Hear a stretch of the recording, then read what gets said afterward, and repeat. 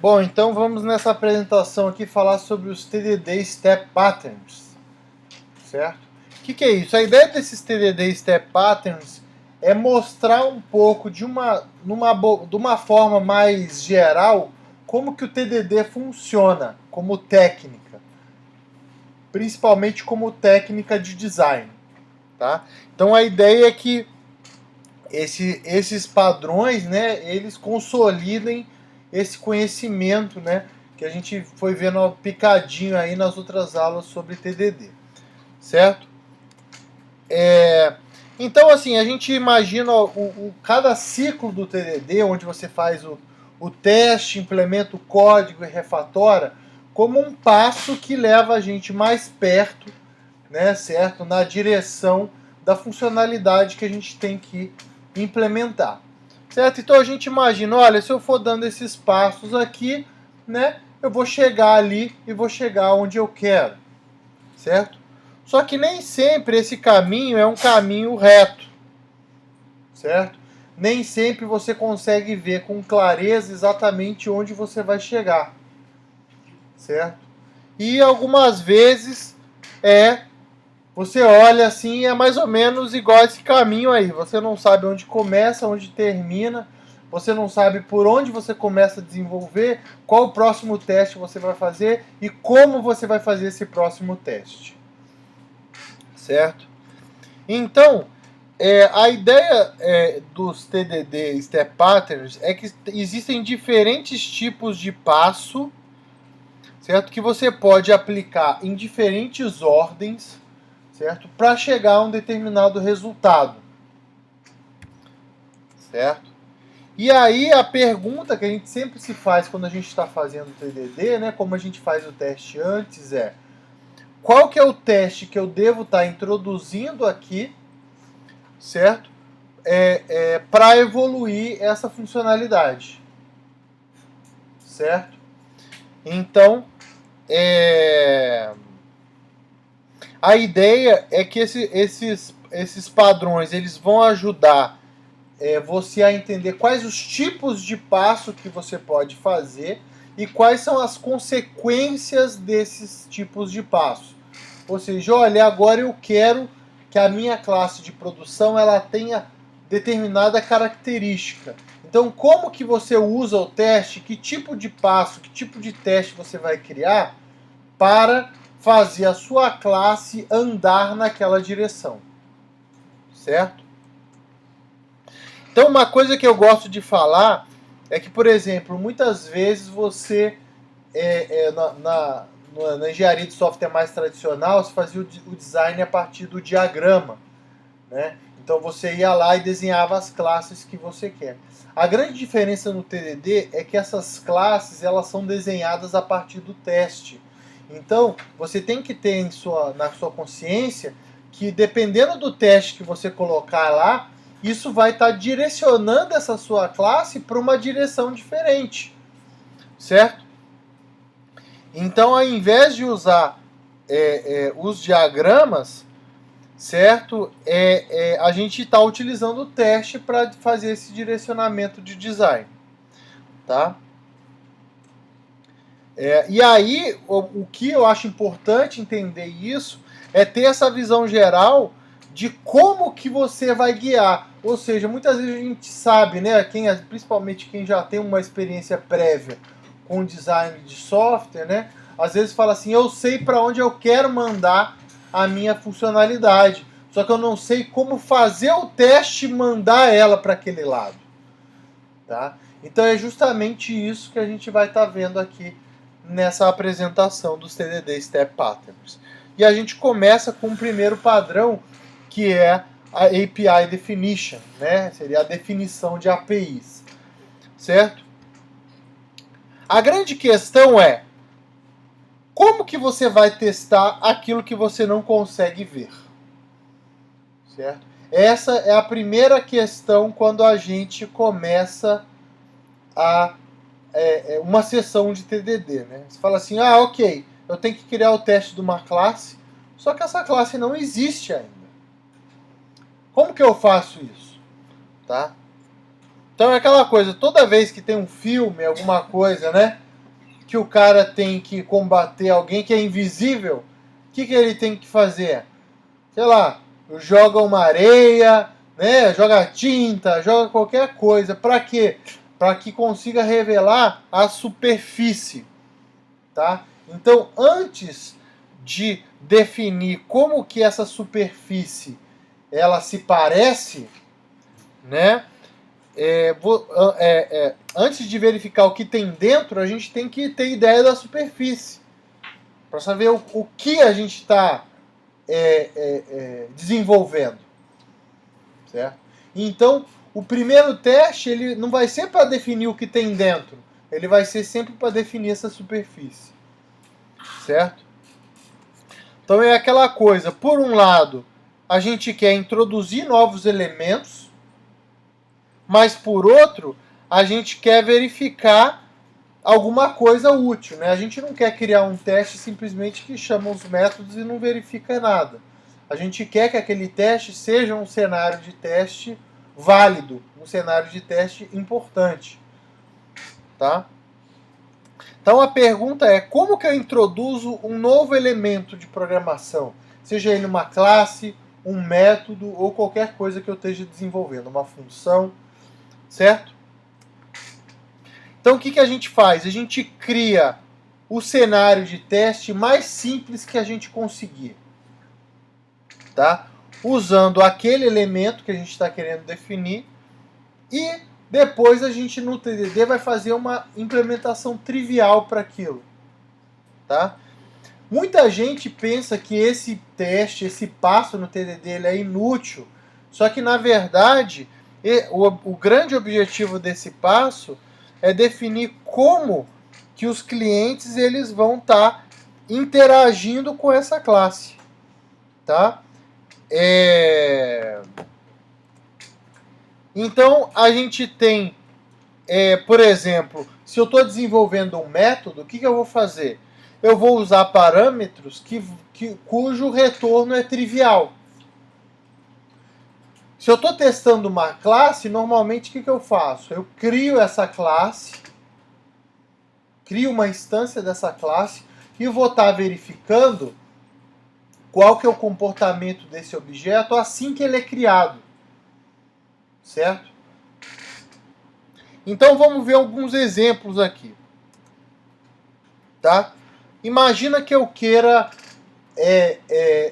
fazer estou desenvolvendo, por exemplo, uma função para dividir as strings de um camel case. Quem não sabe o que é camel case, é essa sintaxe aqui do Java, em que para você separar as palavras, você usa aqui uma letra maiúscula, certo? Então, por exemplo, aqui, ó, simple, camel, case, são 3 palavras. Para separar as palavras, eu uso uma letra maiúscula, que é como se fosse a corcova aqui do camelo. Por isso que a gente chama de camel case, certo? Então, por exemplo, um teste trivial para o camel case seria uma string sem letras maiúsculas. Qual que vai ser o retorno? A própria string que eu passei como parâmetro, certo?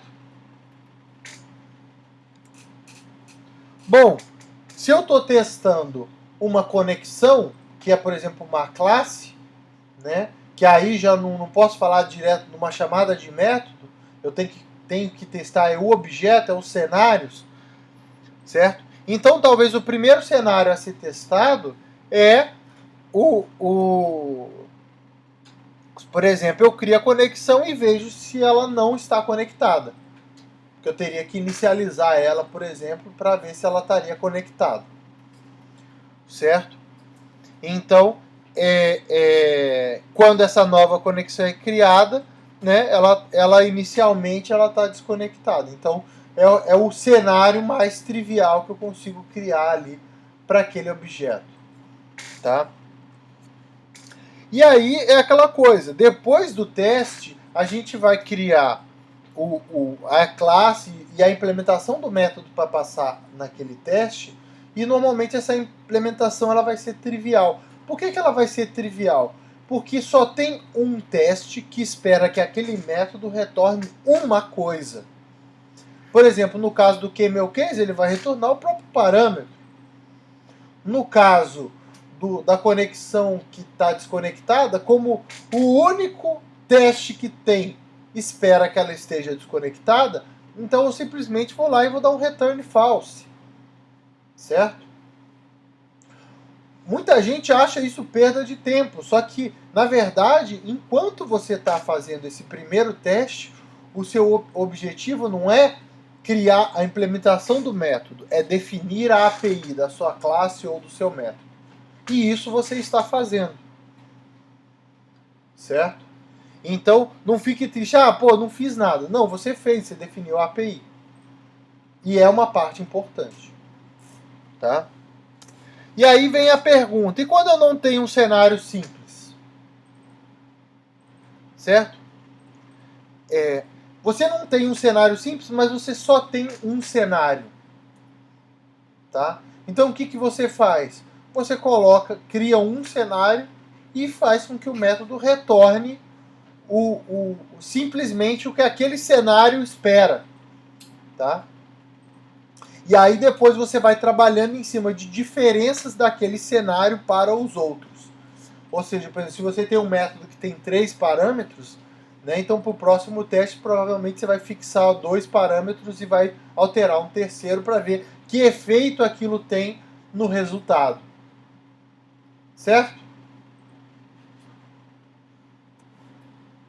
Bom, já entramos então no nosso segundo padrão, que é o Differential Test. Tá? O que é o Differential Test? Tá? É aquela coisa, imagina que você vai testar um elevador. Qual que seria o primeiro teste? Muita gente costuma dizer, eu apertaria o botão, ver se ele vem, não sei o que e tal. O primeiro teste é o seguinte, se eu não apertar nada, ele tem que ficar parado. Seria o meu API definition para o elevador. Bom, qual que seria o teste seguinte? O teste seguinte eu tenho que mudar alguma coisa. Então o que eu tenho que fazer? Apertar algum botão. Certo? Então vamos ver como que seria isso. Tá?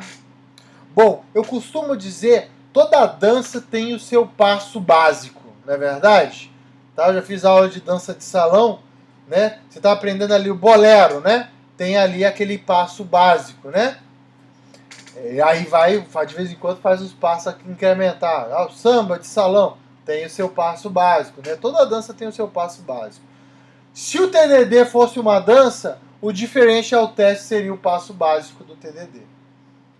Certo? Que é o que normalmente você vai fazendo. Tá?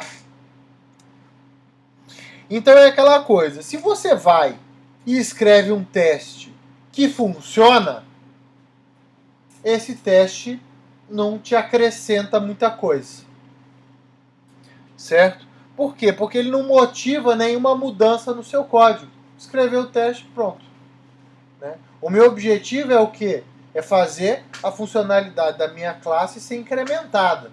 Então no TDD escrever um teste que já funciona logo de cara não agrega muita coisa. Com uma exceção que a gente vai ver daqui a pouco. Certo? Mas se o meu objetivo é incrementar a funcionalidade, criando um teste que já passa, eu não estou fazendo isso. Certo? Por outro lado, se eu escrevo um negócio que é muito complicado de ser feito, certo?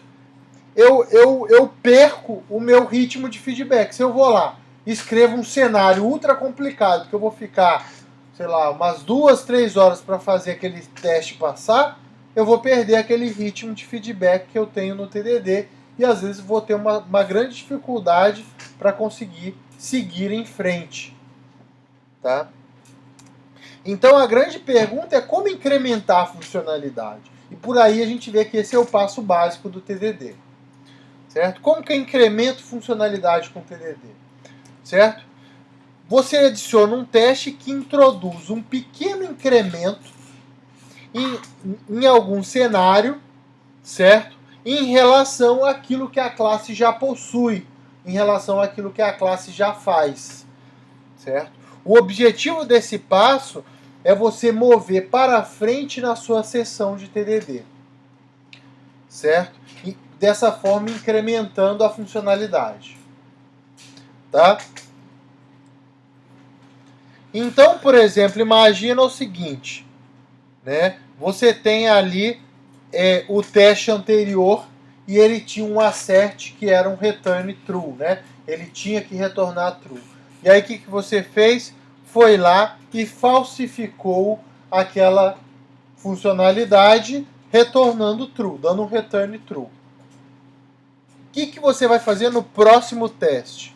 Você, como falsificou aquela funcionalidade, você vai falar assim, bom, e você sabe que aquilo não está certo, você sabe que não vai poder ficar aquilo ali para sempre.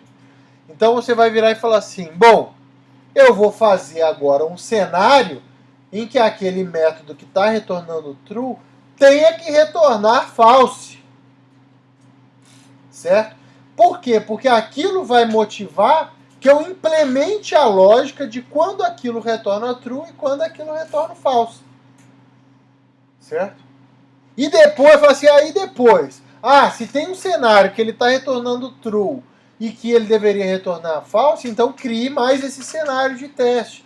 E vá fazendo isso até que ele esteja retornando true e false em todas as situações previstas. Então você sempre tem que tentar incrementar alguma coisa em relação ao que você já tinha. Certo? E aí a gente entra num conceito de teste chamado as classes de equivalência, né? Que é a partição de classe de equivalência. Quem trabalha com teste, com certeza já ouviu falar nisso daí. Tá? O que acontece? Essas classes de equivalência são intervalos de valores, de parâmetros, onde o código ele se comporta de forma similar. Tá? O que acontece? Se você implementou na sua classe uma determinada classe de equivalência, né? Você criar um teste dentro da mesma classe de equivalência, provavelmente vai ser aquele teste que vai passar, que não vai provocar nenhuma mudança na classe. Tá? Então, qual que é a ideia? É que quando a gente vai incrementar a funcionalidade com o TDD, a gente tem que pular para uma classe de equivalência diferente. Tá? E não criar um teste dentro de uma classe de equivalência que a gente já implementou. Certo? Então, o exemplo da pilha, ela casa bem nisso daí. Por exemplo, no nosso primeiro teste, que foi um teste de API Definition, certo? A gente criou ali uma pilha vazia, né? E deu um assert true no isEmpty. E deu um assert equals, né? No tamanho que tem que ser igual a 0. Então, o que a gente vai fazer? No próximo teste eu tenho que mudar isso. Eu tenho que fazer alguma coisa nessa classe que me motive a, por exemplo, onde ele está retornando true, ele retornar false. Onde ele está retornando 0, ele retornar uma outra coisa.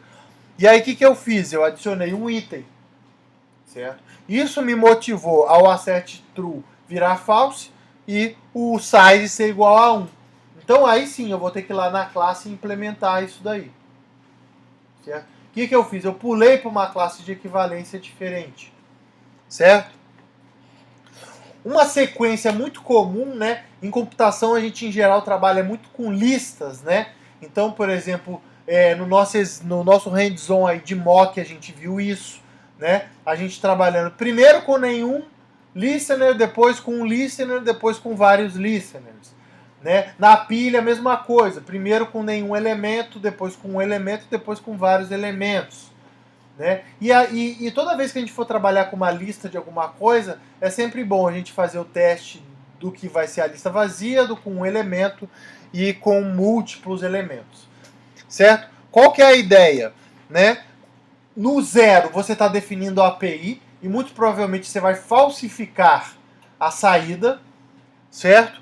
Com 1 você vai introduzir o fluxo básico daquela funcionalidade para processar um elemento. Certo? E com vários você vai completar aquele comportamento, né? Fazendo que aquele processamento que antes estava servindo para um, sirva para vários. Talvez acrescentando um loop, mudando uma uma estrutura de dados que está armazenando um elemento para uma lista, né? Então, essa sequência de 0, 1 e muitos é muito comum a gente utilizar em TDD. E é um exemplo do uso desse padrão aqui. Certo? E aí, muita gente às vezes fala assim, mas se com TDD eu sempre estou fazendo mais simples para uma funcionalidade, então eu nunca vou ter um cenário de teste que seja complexo. Errado.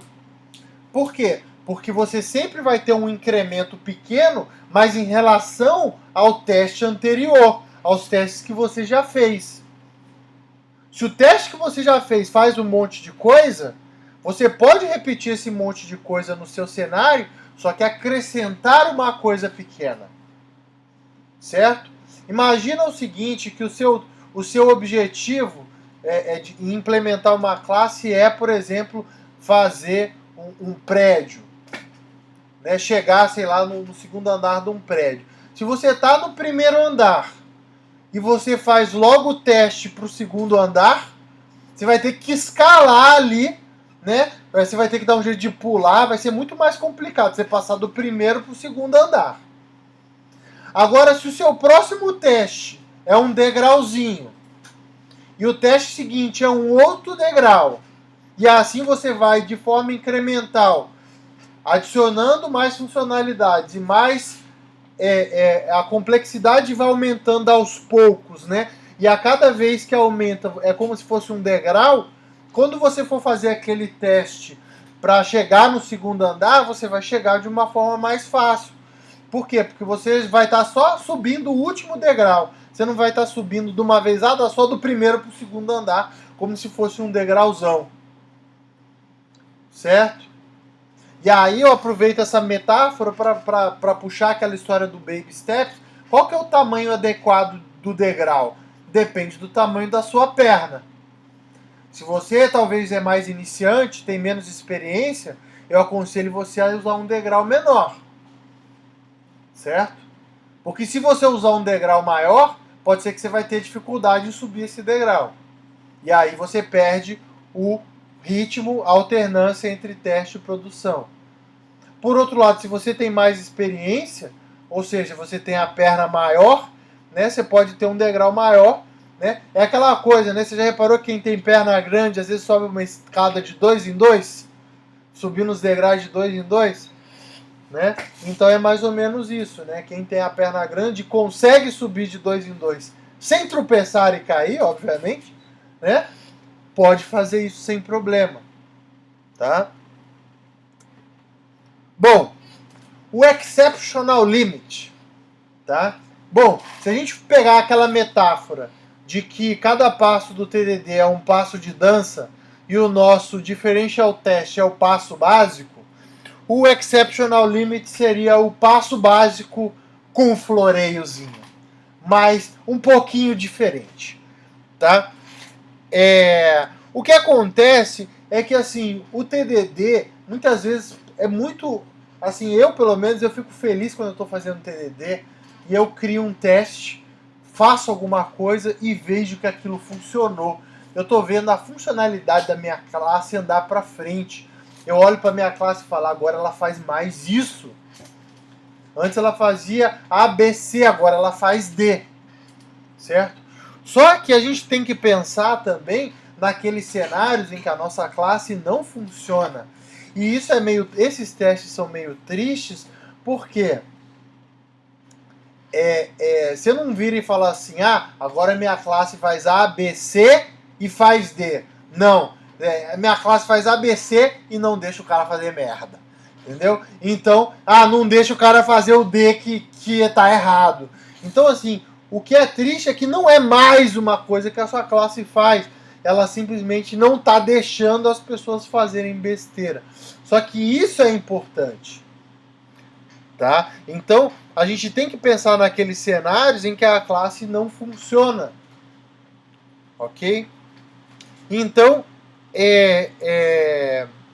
essa é a pergunta. Como que eu defino quando a minha classe não funciona?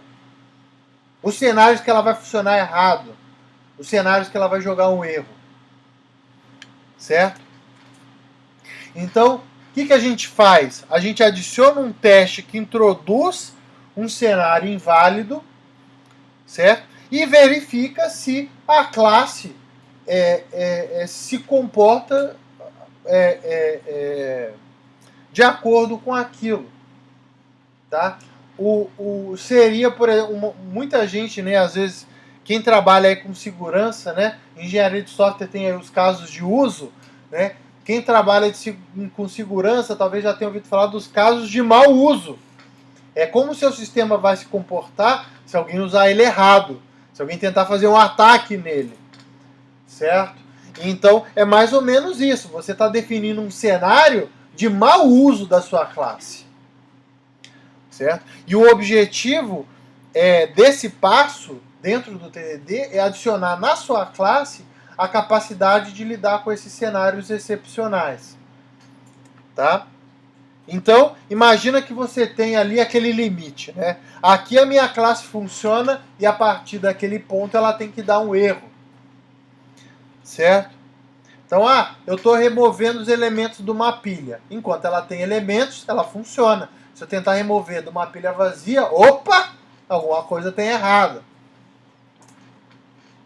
De acordo com o TDD, se você não tiver um cenário de teste, como a gente busca a solução mais simples, você só vai implementar aquele erro, né, o tratamento dessa situação, se você tiver um teste para fazer isso. Tá? No hands-on da pilha, que a gente já tem aí no canal, a gente faz 2 exceptional limit. Certo? Para tratar o caso da pilha cheia e da pilha vazia. E aí a gente tem aí justamente esses exemplos, né? Que, por exemplo, quando a gente o erro só pode dar em um lugar, a gente usa o expected, né? A gente viu isso no hands-on, a gente viu aí esse exemplo também na aula aí com as boas práticas de teste, né? Os 10 mandamentos do teste automatizado. E quando isso aí pode acontecer em mais de um lugar, né? A gente tem vários pontos aí que podem, onde aquela exceção pode ser lançada, a gente tem que usar o try-fail para fazer isso.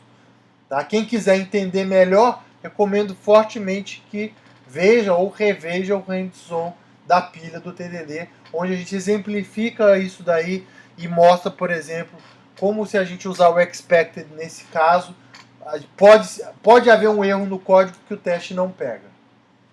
Certo? Bom, quarto padrão, né? O everything working together. Certo? Quando a gente vai fazendo o TDD e a gente quer implementar uma funcionalidade, a gente não fica inventando coisas além daquela funcionalidade que a gente quer testar. Certo? Por exemplo, eu quero verificar o total de um carrinho de compras, né? Eu não vou lá ficar adicionando, removendo elementos se eu já testei isso. Só quero ver se ele está somando certo o total, se ele está adicionando o frete, por exemplo.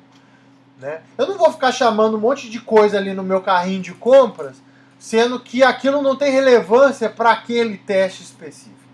Tá? Então, normalmente, eu quero implementar uma funcionalidade, o que eu vou fazer? Eu vou fazer o teste mais simples possível que exercite aquela funcionalidade que eu quero implementar. Até mesmo para quem está lendo o teste, falar, aqui ele está testando isso aqui, para você não perder o foco. Tá? E aí, esse slide é o que eu falei, né? Todo teste acaba focando num cenário só, de uma forma bem objetiva. Tá? E a pergunta é, mas será que se eu implementei várias coisas separadinhas, né? Muitas vezes essas coisas elas têm uma certa interseção entre elas. Será que elas estão funcionando juntas? Certo? Então, como você ter certeza de que aquelas funcionalidades estão funcionando juntas? Essa é a pergunta da vez. Certo?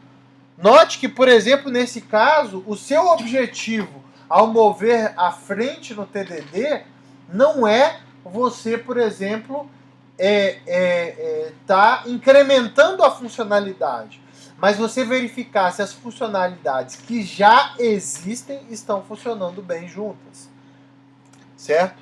Então, o que você faz? Você adiciona um cenário em que aquelas funcionalidades são utilizadas juntas, né? E aí vê se ele funciona ou não. E se não tiver, você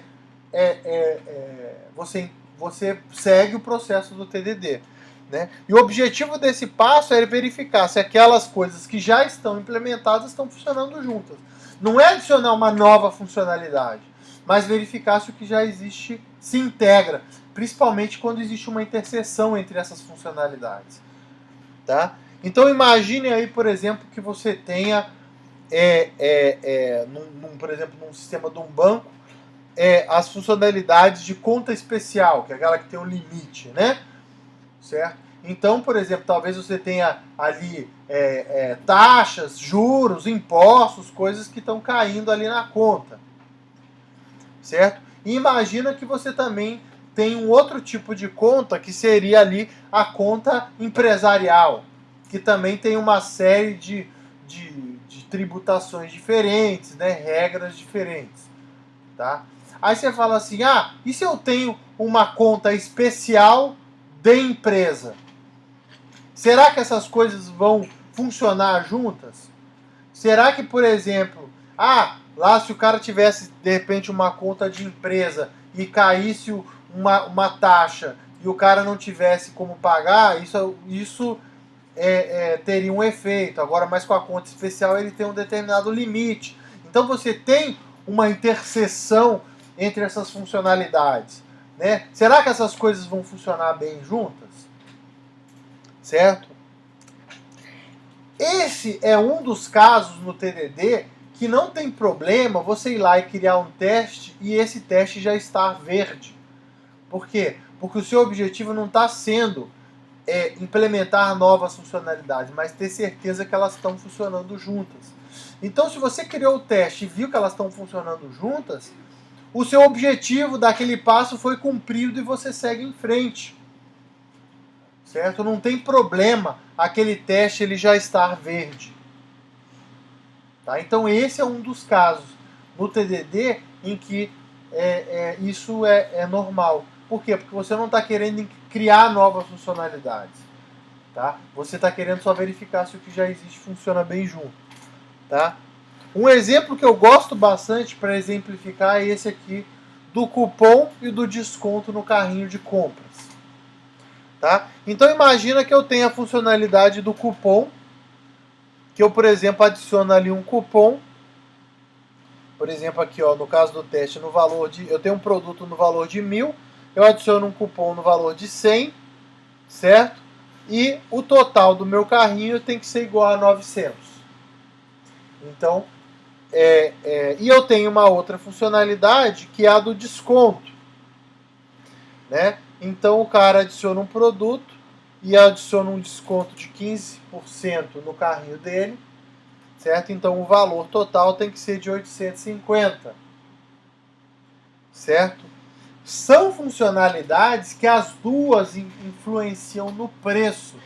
Então, por mais que elas sejam independentes, existe uma interseção entre elas. E aí, por exemplo, o que acontece se eu tenho um carrinho que tem desconto e tem cupom? É diferente, eu posso ter várias ordens em que eu faço isso. Ou simplesmente o cliente pode virar e falar assim, quando você tem desconto, você não pode ter cupom. Ou quando você tem cupom, você não pode ter desconto. Vai depender muito do cliente. Então, note que a ordem que você implementou é aleatória. Você pode ser que você adicione o teste e já esteja funcionando, simplesmente pela coincidência da ordem que você colocou o cálculo, certo? Ou pode ser que não esteja funcionando. Nesse caso, você vai ter que ir lá no código arrumar, tá?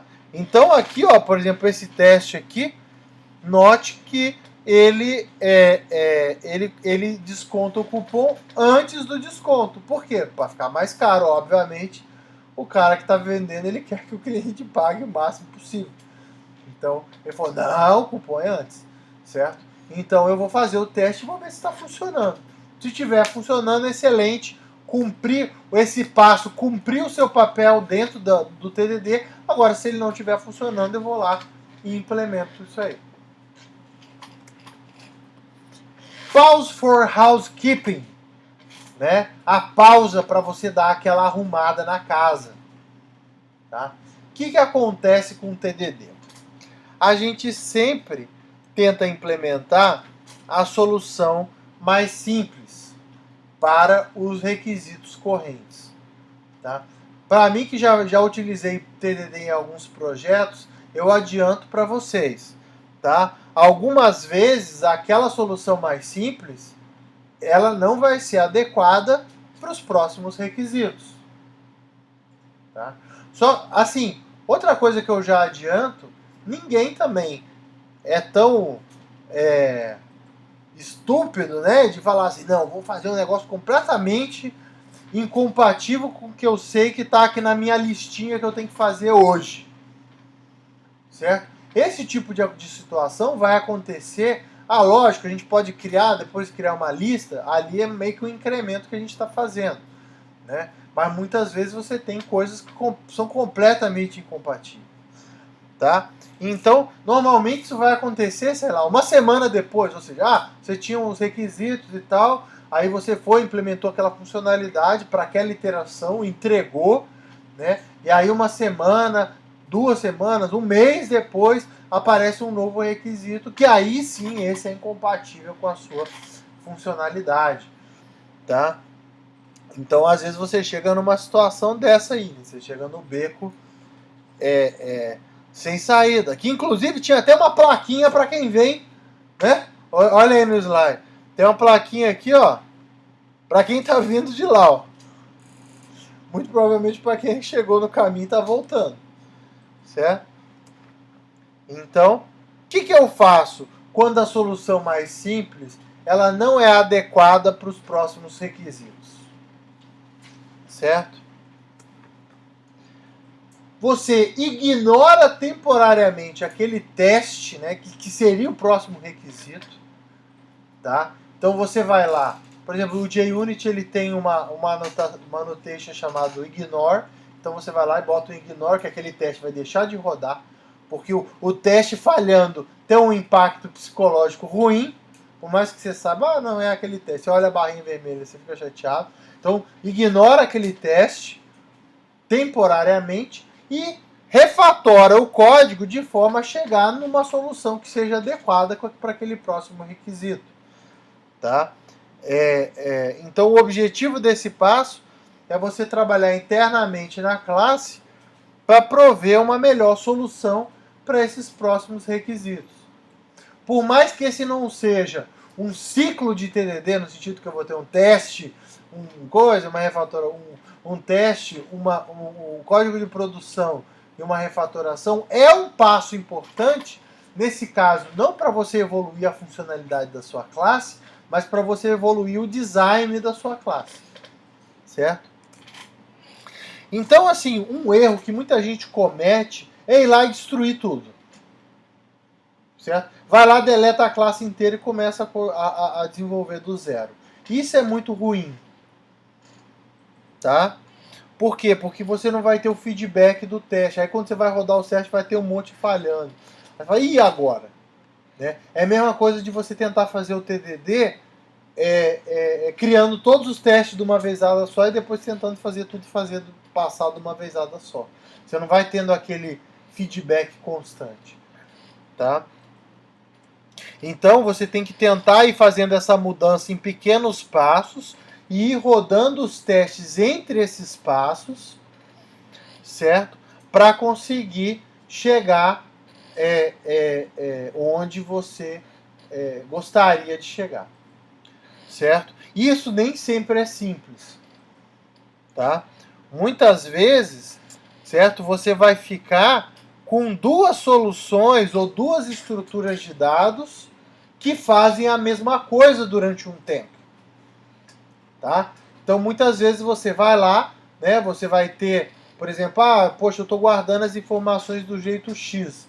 Isso aqui não é adequado. De repente você cria uma outra estrutura de dados e como você não tem algumas funcionalidades que ainda dependem da estrutura de dados antiga, você não pode simplesmente detonar ela. Você vai ter que manter as duas estruturas de dados durante um tempo até você substituir tudo e conseguir remover a antiga.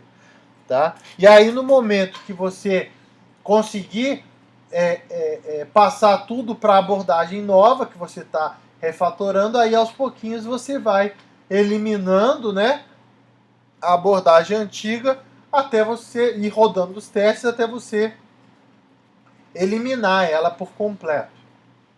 Tá? E aí depois da refatoração, o que você faz? Um outro erro também é você tentar refatorar o código e implementar a nova funcionalidade ao mesmo tempo. Tá? O ideal é você parar a funcionalidade, refatorar o código e depois você retoma ela. Tá? Porque aí você tem certeza que aquela nova solução ela já está passando em todos os testes anteriores, certo? Porque se você tentar refatorar fazendo a nova funcionalidade, aí você perde de vez o rumo, o feedback e tudo mais. Tá? E aí sim você, depois que refatorar, elimina lá aquele ignore, né? Deixa de ignorar o teste e passa a considerar ele como parte da sua suíte e vai lá, continua o TDD para implementar aquela funcionalidade. Tá?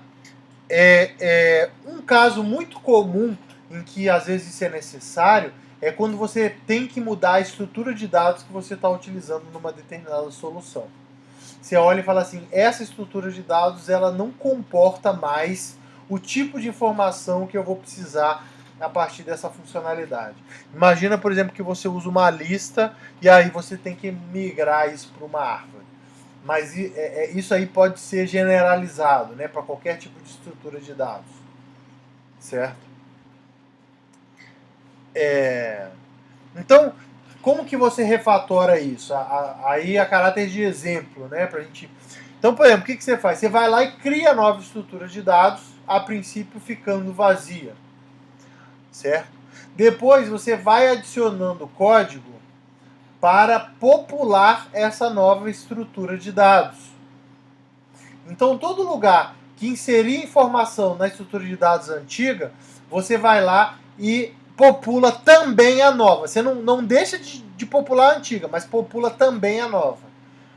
Tá? E aí, depois que você colocou para popular a nova em todos os pontos, você começa nas funcionalidades que usam os dados, você começa a remover o uso da antiga e colocar o uso da nova. Certo? Depois que a antiga não estiver sendo mais utilizada, você remove tanto a estrutura de dados quanto aquele código que popula essas informações. Certo? Próximo padrão, dive deep, né? Você mergulhar fundo. Tá? O que acontece? Muitas vezes você tá desenvolvendo uma funcionalidade e você fala, nossa, se eu tivesse aquela funçãozinha auxiliar que fizesse esse pedacinho para mim, isso me ajudaria a implementar essa funcionalidade. Tá? Por exemplo, você tem uma classe cuja função é, por exemplo, ler, interpretar um arquivo.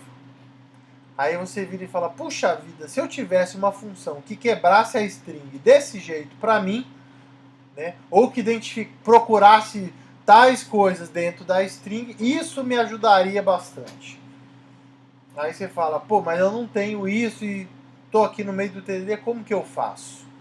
Né? Pode ser, às vezes, um métodozinho ou uma classezinha também auxiliar que às vezes você precisaria. Tá? E aquela coisa, né? Você fala assim, bom, a função dessa classe aqui é ler o arquivo, não é fazer parse de string. Certo? Então, muitas vezes você percebe que aquele código auxiliar que você precisa, ele nem faz parte daquele cenário, não faz parte daquela classe, né? Se ele tivesse ali, ele estaria num lugar errado no código, certo? Então, o que eu faço quando eu estou fazendo o TDD e sinto que tem um código auxiliar ali que poderia me ajudar, certo? Então, o que você faz? Você para temporariamente aquela sessão de TDD, tá? E aí você mergulha numa nova sessão de TDD para desenvolver aquele código auxiliar, certo? O objetivo desse passo é você mudar o foco dessa sessão de TDD para permitir que o desenvolvedor trabalhe num código que está fora do escopo daquela classe, certo?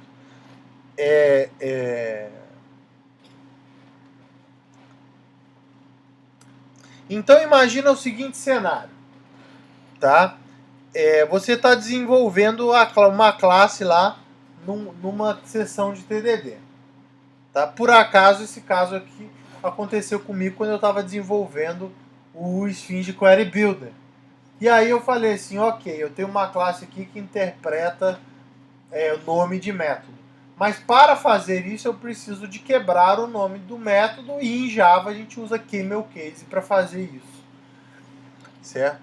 Então eu falei, puxa vida, eu não quero ter que ficar criando um monte de teste que é igualzinho, mas que só o CamelCase tem um só muda ali o case, o cenário do CamelCase, né?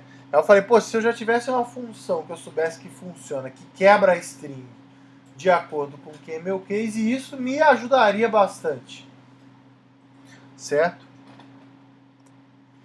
Então o que eu fiz? Eu parei a minha sessão de TDD, onde eu precisava dessa classe, certo? E aí eu mergulhei numa nova sessão de TDD. Por que é mergulhar a fundo?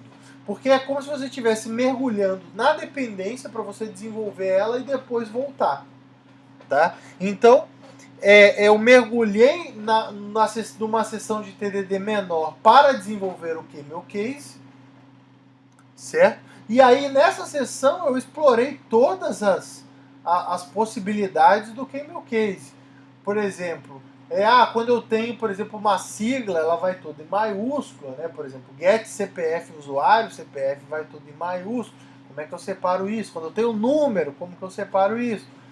Então, tudo isso foi considerado, né, na hora de desenvolver essa classe, certo? E aí, depois que essa classe estava feita, né, eu poderia utilizar essa classe dentro da minha classe, já da classe que eu estava desenvolvendo inicialmente, né, já considerando que aquele CamelCase ele estava funcionando, certo?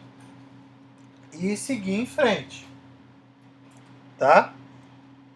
Esse é, por exemplo, um caso de dependência que eu não uso mock object. Tá? Por quê? Porque separar aquela funcionalidade foi uma decisão interna ali na minha classe. Nos próximos padrões a gente vai falar mais sobre isso, certo?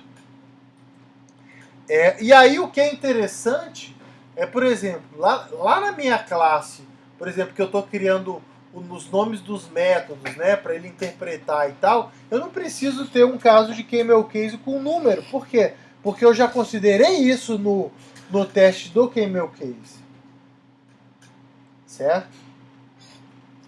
E aí, quando eu vou fundo, eu pego aquele código auxiliar e aí eu exploro todas as possibilidades dele. E eu explorando todas as possibilidades nele, eu não preciso mais explorar todas as possibilidades na minha classe principal. Eu posso simplesmente usar aquilo para testar. Como, digamos assim, eu já sei que funciona, certo? Para a minha classe. Bom, mock complexity, certo? Isso daqui se aplica naqueles casos, por exemplo, eu tenho uma classe que utiliza funções de um hardware. Ou eu tenho uma classe que, por exemplo, tem que acessar um servidor remoto. são coisas que são difíceis de você automatizar, certo? Então, o que eu faço quando tem alguma coisa que é muito difícil de testar, né? Mas o que eu quero testar da classe não tem a ver com essa coisa difícil de testar. Ele simplesmente tem que invocar essa coisa. A funcionalidade que eu quero verificar nele é se ele realmente está chamando aquilo que deveria chamar, ou na ordem correta, ou com os parâmetros corretos. Tá? Então a gente cria um teste que define um mock object, que imita o comportamento, que é aquela parte complicada. Certo? O objetivo é justamente você desacoplar a lógica principal da sua classe daquele acesso a recursos externos ou a uma lógica muito complicada. Tá? Então, o objetivo aqui não é testar. O objetivo é desacoplar. Tá? Então, esse é um ponto em que o TDD ajuda no nosso design. Ele faz com que a gente separe a lógica de negócios de lógica de coisas que provavelmente tem ou que é um acesso externo ou que tem uma lógica complicada. Esse mock que a gente vai utilizar, ele vai forçar, de uma certa forma, esse desacoplamento. Imagina o seguinte, eu tenho ali um teste que tem que testar uma classe de negócio que num determinado ponto não é a funcionalidade principal dela, né? Mas vamos supor, ali está, por exemplo, ele está fazendo uma compilação, não sei o quê, e aí, se acontecer determinada situação, ele tem que mandar uma mensagem. Certo? Por exemplo, uma fila aí de um servidor de mensagens. É a típica funcionalidade que é difícil de testar.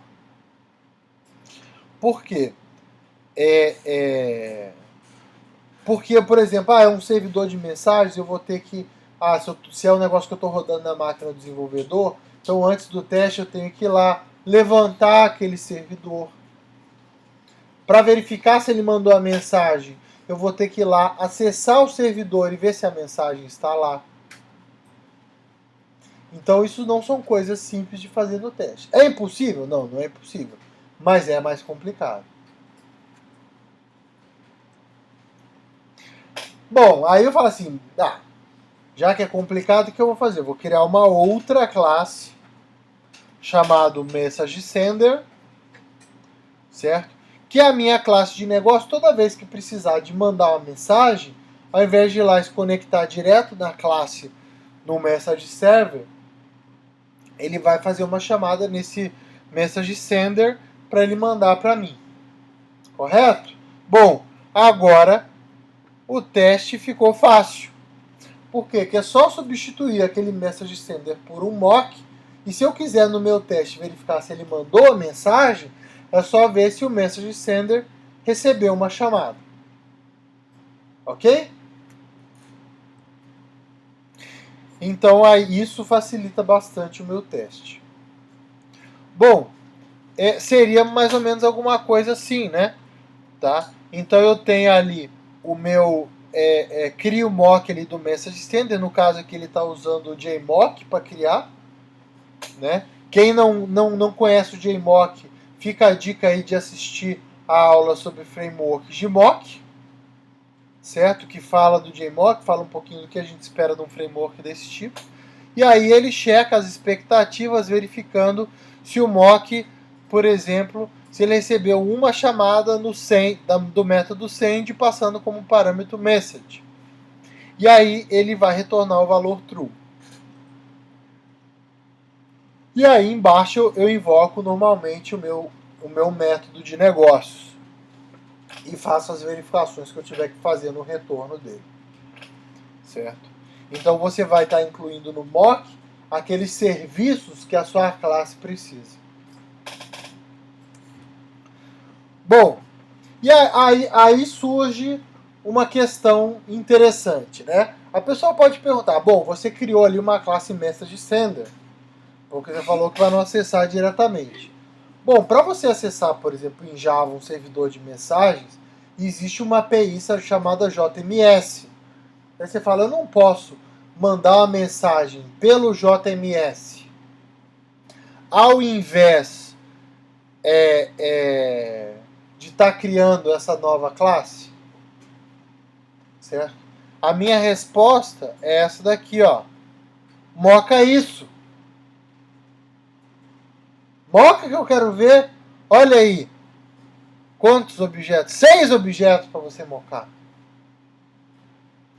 Cria ali o Connection Factory, cria o Connection, do Connection você cria o Session, o Kiwi Session, do Kiwi Session você cria o Kiwi, aí você tem o Kiwi Sender, você tem o Text Message, etc.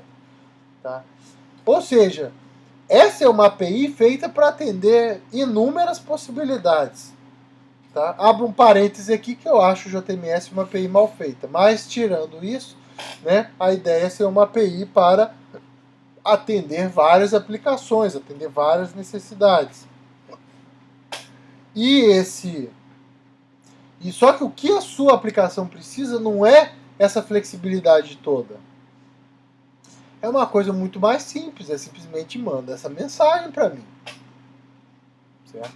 Então, muitas vezes não faz sentido você ter que mocar isso tudo para uma coisa tão simples. Certo?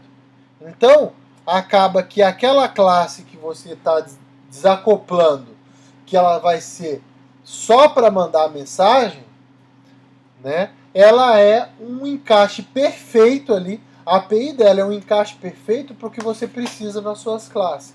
Então você não vai ter que ficar mocando um monte de método inútil, método que retorna um outro objeto que também é um mock, certo? Então acaba facilitando bastante. Não só o teste, mas também desacoplando essa dependência do JMS da sua classe de negócio. Tá? Se no futuro você falar, não, eu não quero mais um servidor de mensagens, eu quero mandar essa mensagem de uma outra forma, sei lá, para um workflow e outra coisa assim, você também vai poder, é só você criar uma outra implementação para o Message Send. Você nem precisa trocar a implementação antiga. Tá? Então é bom você não estar acoplado a essa funcionalidade que é mais difícil de testar. E aí outra pergunta interessante e como que eu testo a classe que eu moquei? Ok, eu fiz o mock lá do Message Sender. Como que eu testo o Message Sender? E aí você tem várias possibilidades para isso. Tá? Dependendo do tipo de teste, você pode ir lá e fazer um teste manual para aquela classe. Principalmente, por exemplo, quando depender de um hardware, talvez esse seja o caso. Né? Você tem que ver se acendeu uma luzinha no hardware. Então talvez esse teste tenha que ser manual mesmo. Ou você tem que ir lá e mudar uma chavinha para, por exemplo, poder testar, para ver se a classe recebe alguma coisa. Então também é o caso de tentar fazer um teste manual. Uma outra possibilidade é, por exemplo, qual que é a dificuldade do Message Sender? É você ter o servidor, né? E tal. Se você está fazendo um teste funcional, onde você já tem um ambiente preparado, você tem a aplicação completa ali rodando, tá? Então provavelmente aquele servidor já vai estar no ar. Então o que você pode fazer é incluir esse teste como parte dos testes funcionais e não criar um teste de unidade específico para ele. Certo? Uma outra possibilidade, dependendo do caso e da importância dessa classe, você falar, não, isso aqui é difícil de testar, mas eu quero criar um teste de unidade para essa classe. Mesmo que seja complicado. E aí o que você faz? Qual que é o impacto que tem de você estar usando esse padrão? É que você vai precisar de enfrentar essa dificuldade uma vez só. Imagina que, sei lá, você tem 8 classes que precisam mandar mensagem. Naquelas 8 classes, você vai mocar essa classe e não vai precisar lidar com essa complexidade. Só em uma classe, que é do Message Sender, você vai ter que mexer com isso. Então, mesmo que você vá automatizar o teste, como o teste de unidade, isso acaba facilitando. Dependence Exposure. certo? Bom, o TDD, até mesmo por ser o teste de unidade, tá? A gente normalmente desenvolve a classe uma a uma, né? São classes meio sozinhas que a gente acaba desenvolvendo, tá? Só que se a gente falar, bom, o TDD é uma técnica de design, uma parte importante do design é os relacionamentos e as colaborações entre os objetos. Então, como uma boa técnica de design, o TDD não pode ignorar isso, tá? E é aquela coisa, né? Da mesma forma que o artista ali, se ele é pego dirigindo bêbado e é preso, né? No dia seguinte, quando ele sair, ele quer esconder a cara, não quer que ninguém tire foto dele, né? Com certeza vai estar um monte de paparazzi lá tirando foto e tal. Não sei o que. Agora, se o cara acabou de lançar um filme, né? Se ele tá com uma namorada nova, numa festa, não sei o que, ele quer mais aparecer, né? E que todo mundo tire foto, né? E tudo mais, né? É aquela coisa, né? Você, por exemplo, incluir... Não, vamos chegar nessa metáfora daqui a pouco, certo? Então, como que você dirige uma classe, você direciona uma classe usando testes para que ela tenha uma dependência explícita. Ou seja, como que você modela o relacionamento entre objetos usando o TDD? Certo? Bom, você cria um teste que define um mock object, tá? Que espera as chamadas de acordo com a interface daquela dependência. Tá? E você, inclusive, pode usar esse teste para definir qual que é essa interface. Do tipo, olha, quando acontece isso, eu tenho que notificar outras classes que tal coisa aconteceu. Né? Então você vai ver se você está notificando com as informações certas e nas horas certas. Por exemplo, se eu estou processando e esse processamento falha no meio, não é para notificar, então é um teste que você vai fazer. Ou é para notificar, é um teste que você vai fazer. Tá? Então o objetivo é você modelar o contrato entre essas classes, tá? Definindo quais métodos são necessários e quando eles vão ser chamados. Tá? Quando você vai fazer isso? Bom, um cenário é quando você sabe, pela sua arquitetura, que determinadas classes elas devem estar desacopladas. Tá? Então, por exemplo, se você tem lá uma classe que define regras de negócio e outra que acessa o banco de dados, e você sabe que elas têm que ser desacopladas porque a sua arquitetura diz isso, então talvez quando você estiver desenvolvendo a sua classe de negócios, você vai mocar a classe responsável pelo acesso a dados. Para quê? Justamente para estabelecer de uma forma mais formal e amarrada nos testes, lembrando que a gente expressa o nosso design pelos testes, essa separação de interesses. Tá? Um outro caso que eu vou usar isso é quando, por exemplo, eu tenho uma classe que pode ser composta por diferentes implementações. Por exemplo, se eu tenho um serviço de autenticação que eu tenho lá, depende de uma classe que valida as credenciais do usuário, e aí eu tenho, por exemplo, o cara que valida o crachá, ou o outro que valida como é que fala? A impressão digital, né? E eu posso chamar qualquer uma das duas, e pode até ser que no futuro eu tenho, sei lá, por token, por íris e etc. Né? Então, quando eu estiver fazendo o serviço de autenticação, eu provavelmente não vou querer testar ele acoplado a um validador específico. Eu vou querer criar ele de forma que ele possa interagir com qualquer validador, usando esta seção de TDD para definir qual que tem que ser a API de um validador para interagir com o serviço de autenticação. Bom, Outros casos, você nem sabe o que vai estar do outro lado. Então, se você está desenvolvendo uma classe que é uma agendador, ela vai agendar o quê? Uma tarefa. O que é uma tarefa? Qualquer coisa. Tá? Então, quando você tem um hotspot, ou seja, quando você tem algum lugar que pode ser plugado nova funcionalidade, tá? É um bom lugar para você estar preparado para lidar com qualquer coisa. Certo? Então, definindo o mock, é a forma que a gente tem no TDD de estar definindo a API dessa dependência, qual que é o contrato entre a classe que eu estou desenvolvendo e a dependência, e dividindo essas responsabilidades entre elas. Tá? Então esse exemplo aí, o exemplo do scheduler, né? Então eu tenho aí também usando o JMock, eu crio o mock aí da classe task, crio o meu scheduler, aí eu falo, olha, eu tenho que chamar no meu mock o método init, que é parte do... Ou seja, eu tenho que inicializar esse cara de alguma forma, e depois eu vou chamar de o executar. E aí eu vou agendar ele para daqui a 100 milissegundos, e daí a 110 milissegundos eu tenho que ter invocado esses dois métodos. Tá? Lembrando que com o JMock ele vai verificar no final. Posso ter outros cenários, como seria o cenário de erro, por exemplo.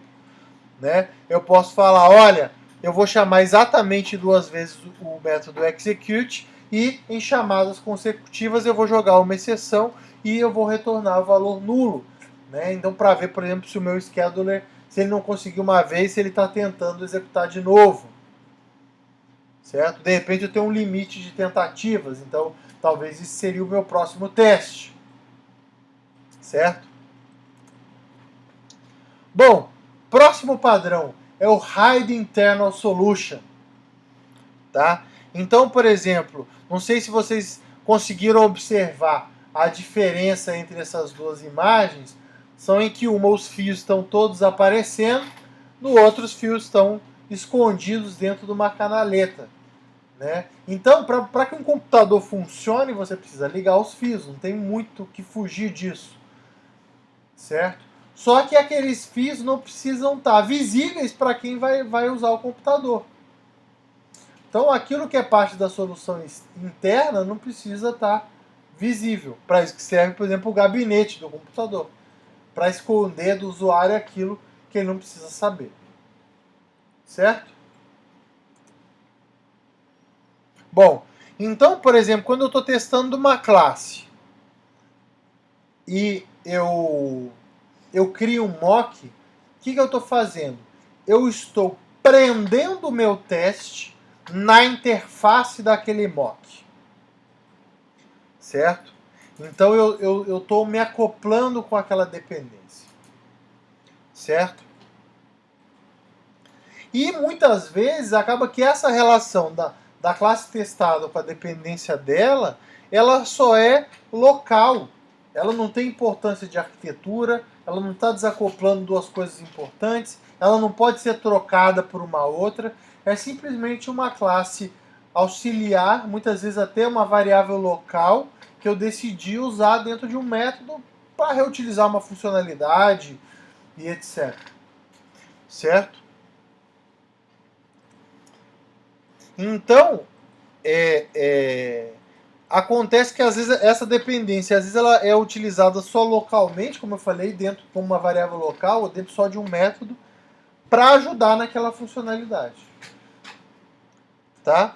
Então a pergunta é, como que eu lido com as dependências de uma classe quando ela é importante só dentro daquela classe, ela não é importante externamente? Tá? O que acontece, por exemplo, se o meu teste for acoplado naquela classe, se eu depois quiser substituir ela por outra coisa, eu vou ter que alterar o meu teste que está criando o mock daquela classe, para poder criar da outra. E isso não é bom. Tá? Então, assim, o mock ele não pode ser criado em cima de uma dependência frágil, de uma dependência temporária da sua classe. Tá? Então, o que a gente faz nesse caso é encapsular completamente o uso dessa dependência na classe e não referenciar ela no teste. Ou seja, para o teste é como se aquela dependência ali não existisse. Tá? Então o objetivo é considerar essa dependência como parte da solução interna da classe, permitindo que futuramente eu consiga refatorar ou mudar aquilo sem precisar mexer nos testes. Tá? Então, a metáfora que eu queria colocar é o seguinte: imagina o cara lá que tem uma namorada.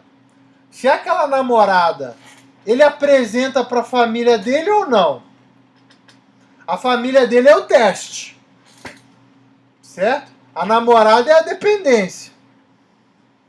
Certo? Então é aquela coisa, se ele apresentar para a família aquela pessoa que ele não tem intenção de ter um longo relacionamento, os pais do cara, pô, mas toda hora você traz uma pessoa diferente, toda hora você tá trocando, né? Toda vez que ele trocar ali, ele vai ter que escutar do pai e da mãe, poxa, mas era tão boazinha, mas era não sei o que e tal, né? Então, você fala assim, bom, se você não tem certeza ainda, se é uma coisa temporária, você não vai apresentar aquilo para sua família ainda, né? Se é uma coisa, não, é um relacionamento oficial, é um relacionamento importante, aí sim eu vou apresentar para o teste, vou apresentar para minha família, aí sim eu vou criar um mock daquilo. Certo? Então, digamos assim, o você criar ou não um mock, ele tem muito a ver com a importância daquele relacionamento para a arquitetura e com a estabilidade daquela interface para o seu sistema. A importância da estabilidade daquela interface para aquele seu sistema. Tá? Se é uma interface importante e vai alguém e muda ela, é bom que quebre o teste. Tipo assim, olha, se você mudar essa interface, você está mudando você vai precisar mudar um monte de classe que usa essa interface, que implementa essa interface. Então pense bem antes de fazer isso. Aqui, ó, pá, quebrou um monte de teste. Pensa direitinho, tá? Então, nesse caso, é para o teste atrapalhar porque você quer que aquilo seja mais estável. Certo? Então, um exemplo que eu gosto de dar é esse daqui. Imagina, por exemplo, o meu requisito é o seguinte. Eu insiro os dados de pagamento. No momento que eu confirmar esse pagamento, ele não pode mudar mais dado nenhum. Certo? Então, por exemplo, eu peguei o pagamento, coloquei o nome do cara, o cartão de crédito, o valor, a data e mandei confirmar. Tá? Então, eu dou um assert true ali no verify data, ou seja, não mudei nada, ele tem que estar ok. E aí eu vou lá e seto o valor que era 250 para 200 e mando verificar os dados, ele tem que retornar falso. Certo? Esse é o meu teste, esse é o meu requisito da classe. Agora, se eu olhar lá a implementação, o que acontece? Eu decidi internamente na minha classe usar um algoritmo de hash. Para quem não conhece, o algoritmo de hash é aquele que pega, por exemplo, e que ele gera unicamente, né? Não é bem, ele pode ter uma certa taxa de colisão, mas, por exemplo, ele vai pegar uma string, que pode ser grande, pode ser um arquivo, né? E vai gerar um código para aquilo. Né? Se você mudar alguma coisa, ele vai mudar drasticamente aquele código. Tá? Então eu decidi usar um hash para fazer essa funcionalidade.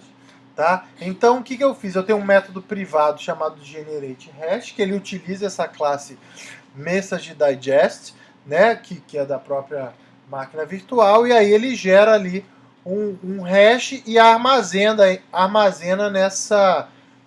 e retorna, né, nesse método GenerateHash. Então o que acontece? Quando eu chamo o confirmData, ele manda gerar o hash e guarda, e quando eu mando verificar os dados, ele vai lá, manda gerar o hash e compara. Aí a pergunta, por que você não mocou o MessageDigest? Porque é parte da minha solução interna. Olhe bem aqui, o cara precisa saber como que eu estou fazendo isso? Não. Se um dia eu quiser usar outro algoritmo, quiser usar, sei lá, uma outra coisa, ou mais simples ou mais sofisticada, eu posso muito bem refatorar aqui internamente a minha classe para mudar essa solução sem ter que avisar o teste disso. Agora, por exemplo, se o meu teste estivesse mocando aqui o Message Digest e eu quisesse usar uma outra classe, e provavelmente com uma interface diferente e tal, isso aí ia afetar todo o meu teste, eu teria que mudar um monte de coisa, me daria um trabalho enorme. Assim como o cara teria um trabalho enorme para explicar para os pais dele lá porque que ele mudou de namorada e tal. Ou de repente, né? Acontece também, né? O cara briga com os pais e não fala mais com ele. O que é isso? É o teste que fica falhando lá. Às vezes o cara pega e joga fora o teste. Sai de casa, né? Certo? O que é ruim. A gente quer que os nossos testes mudem o mínimo possível. Certo? A ignorância, nesse caso, é uma bênção. Certo? É muito bom, por exemplo, a gente não precisar saber como a televisão funciona para poder usar ela. Né? Nesse caso, é muito bom o teste, né? Poder não saber como que o cara está verificando os dados. Certo? Então, às vezes, o teste não saber da dependência é uma benção. Principalmente quando você for mudar ela. Tá? Bug Locator. Certo?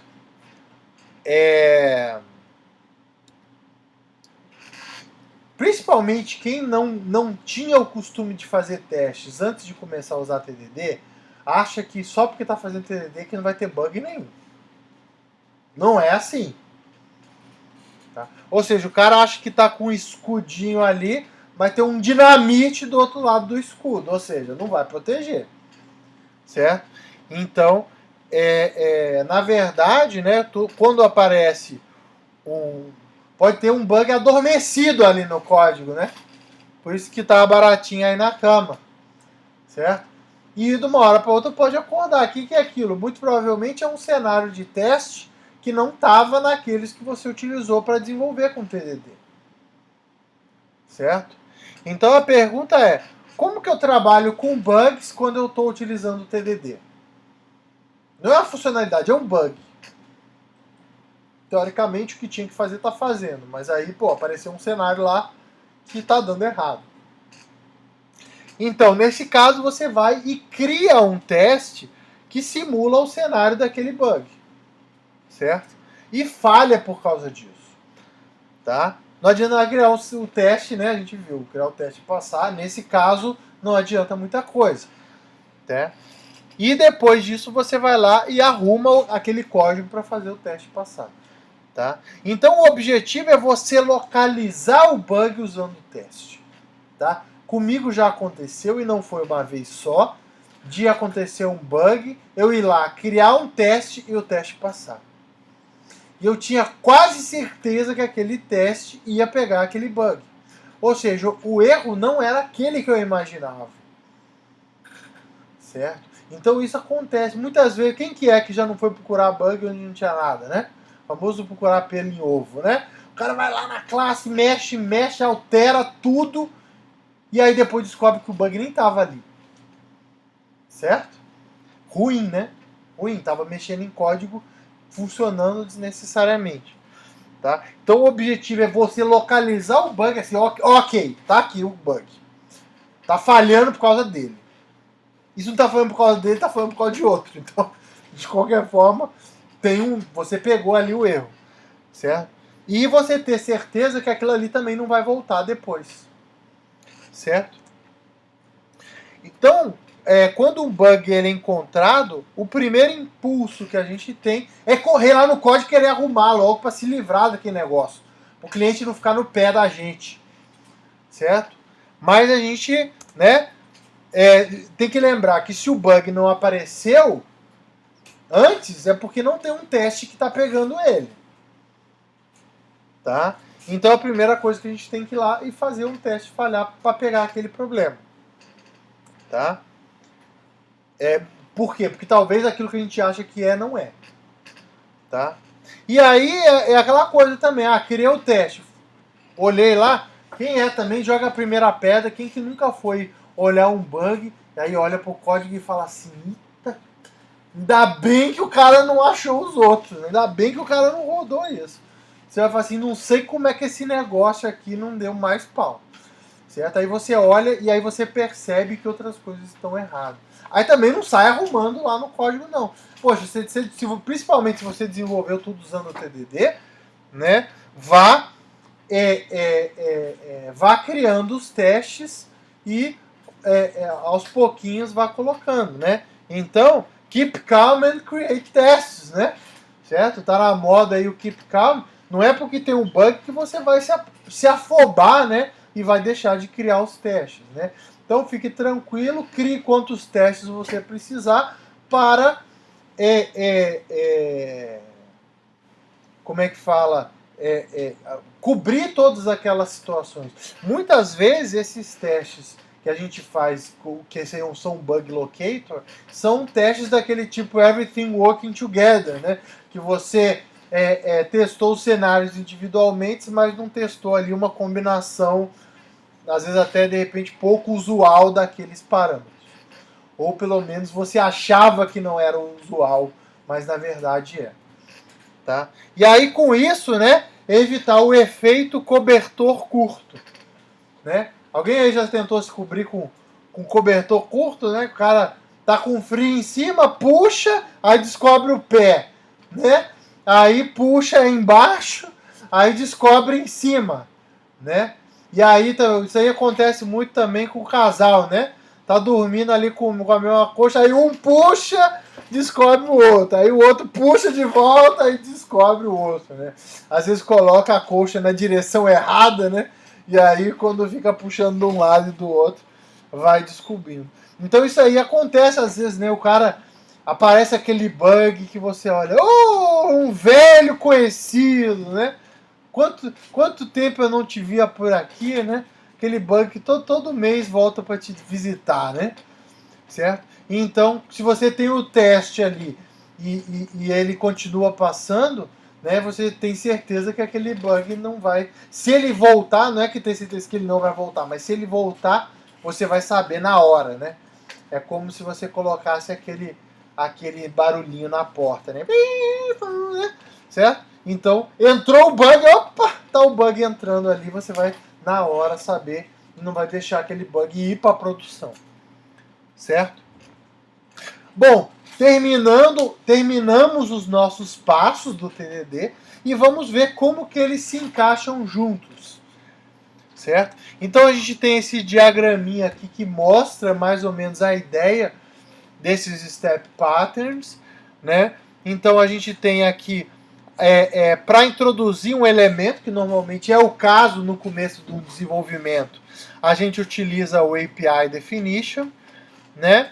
E à medida que a gente precisa estar introduzindo novas funcionalidades, a gente vem aqui para o differential test, né? Que a gente vai adicionando e vai fazendo outros differential tests, né? Como eu falei, ele é o passo básico, não é à toa que ele está no centro aí, certo? E se a gente precisar introduzir um novo elemento, a gente volta para o nosso API definition.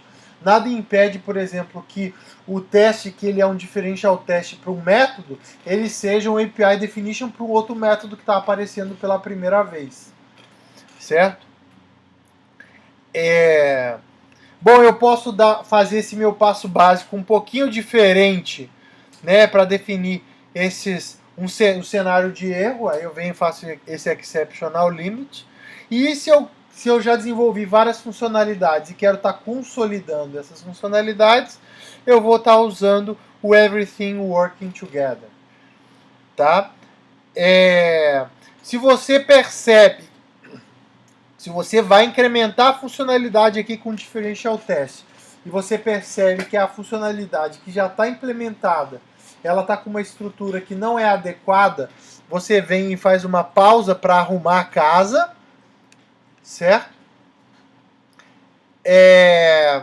Se por acaso você desenvolveu o código e percebe que tem um erro, né, você faz um bug locator e aí você continua aqui para continuar evoluindo esse código, certo? Se você tem uma coisa que é difícil de testar pela natureza dela, não porque a lógica é complicada, mas porque você depende de uma classe com uma lógica muito complexa, ou depende de um recurso externo, de um hardware, né? Você pode mocar essa complexidade, certo? Se você precisa de um código auxiliar, você pode mergulhar fundo para desenvolver ele e depois voltar, certo? Se você tem dependências, e aí a gente tem duas opções. Se essas dependências são um contrato estável ou um hotspot, a gente utiliza o Dependency Exposure e utiliza mocks em cima dela. Se essa dependência é uma coisa localizada, né, e ou parte aqui de um detalhe interno, a gente usa o Hide Internal Solution. Tá? Antes de finalizar, esses padrões eles foram escritos por mim justamente numa tentativa de tentar explicar para as pessoas de uma forma mais didática e mais intuitiva como que é você fazer design a partir do TDD. Não significa que não vão aparecer novos padrões, porque já apareceram esse ano os padrões para você se preparar para uma sessão de TDD. Ou seja, mesmo antes do API Definition, tem certas coisas que você precisa fazer.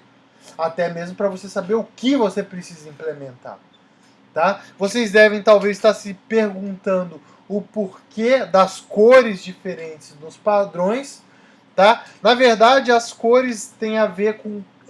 esses padrões eles foram divididos em 3 artigos, certo? Os em cinza foram publicados num artigo no PLOP em 2012. Os que estão em preto foram publicados no artigo do PLOP em 2013. E os que estão em branco, eles vão ser publicados, né? Já foi submetido o artigo com os padrões no Sugarloaf PLOP desse ano aqui no Brasil, que vai acontecer em novembro em Ilhabela. Tá? Então a ideia é depois escrever um artigo único para o TPLOP, que é a revista, o journal sobre padrões, tá? Com todos esses padrões, consolidando, digamos, essa questão aí dos padrões. Tá? Então, se você quer mais detalhe, você pode procurar o artigo, né? Tá? Se você está usando isso num trabalho acadêmico e tal, por favor, adicione uma referência lá. A gente agradece a citação e espero que com esses passos, né, que mostram aí passos recorrentes para você, que a gente utiliza no dia a dia quando a gente está usando o TDD, né, espero que vocês tenham compreendido como fazer isso. Né? Então, fazendo uma analogia aí, a gente meio que ensinou você a dirigir um carro. Você ensinou que dá para acelerar, que dá para trocar de marcha, que dá para você frear e etc. Né? Agora, para chegar onde você quer, você tem que usar isso que você aprendeu para fazer o seu caminho. Tá? Então, os passos estão aí e cabe a você agora trilhar eles. Tá? Muito obrigado. Aguardo o feedback, perguntas nos comentários aí do vídeo.